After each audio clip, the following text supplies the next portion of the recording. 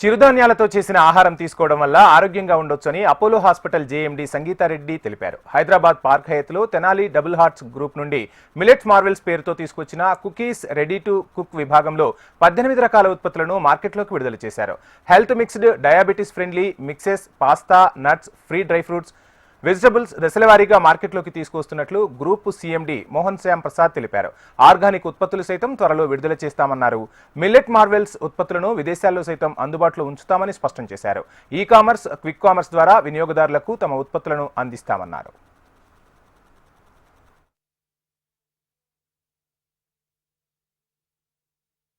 2013లో consumer ప్యాక్గా మారి single ప్రోడక్ట్తో మా వ్యాపారాన్ని బిగిన్ చేశాము. హోల్సేల్ వ్యాపారం వల్ల డైరెక్ట్ కన్జ్యూమర్కి రీచ్ అయ్యే విధంగా కన్జ్యూమర్ ప్యాక్లో 13లో స్టార్ట్ అయిన మా వ్యాపారము ఆల్ పల్సెస్ అండ్ డాల్స్, తర్వాత ఫుడ్స్, డ్రై ఫ్రూట్స్, చాక్లెట్స్ అన్ని కేటగిరీలో ఎంట్రీ అయింది. ఈ రోజున కొత్తగా మరొక కేటగిరీ మిల్లెట్స్ మా బ్రాండ్ కింద ఈ కేటగిరీ రావడం జరిగింది. సో మిల్లెట్ మార్వెల్స్ అనే పేరుతో ఒక 18 రకాల ప్రోడక్ట్లని ఈ పూట లాంచ్ చేయడం జరిగింది. దీంట్లో ఒక 6 రకాల న్యూడిల్స్, 6 రకాల grains, cookies, ready to cook, ఇలా 18 రకాలను ఈ పూట లాంచ్ చేయడం జరిగింది. త్వరలో వీటితో పాటు ఇంకా కొన్ని రకాలు కూడా రాబోతున్నాయి. వీటితో పాటు ఆర్గానిక్ ఐటమ్స్ కూడా ఈ మిల్లెట్ మార్వెల్స్ పేరుతో రాబోతున్నాయి. And this movement you saw over there, changing the way India eats.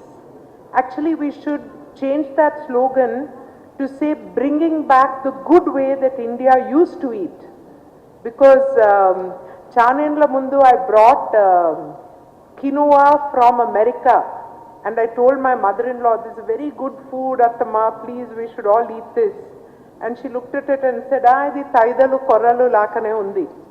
So this is something that our families used to eat earlier, and bringing back the millet culture into this country is a very important thing.